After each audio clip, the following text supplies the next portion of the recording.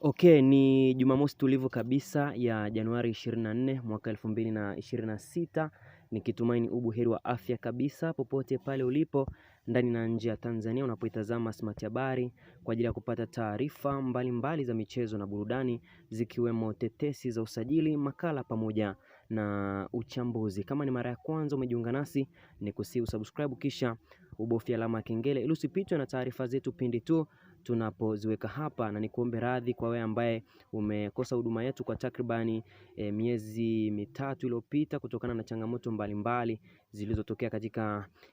masuala yetu haya ya kikazi, lakini kubwa zaidi ni kuhusiana na usajili kuelekea msimu ujao wa 2026-2027 ambapo klabu ya Simba tumetaarifa kwamba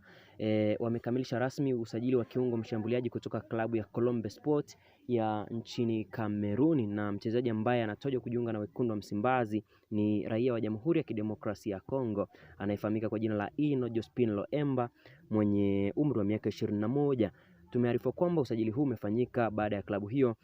kufanikisha makubaliano muhimu na pande husika, hivyo kumfanya mchezaji huyo kuwa sehemu ya kikosi cha Simba kuanzia Juni 2026. Ino Jospin Loemba ni kiungo mshambuliaji halisi anayecheza namba 10, anajulikana kwa uwezo mkubwa wa kucheza timu,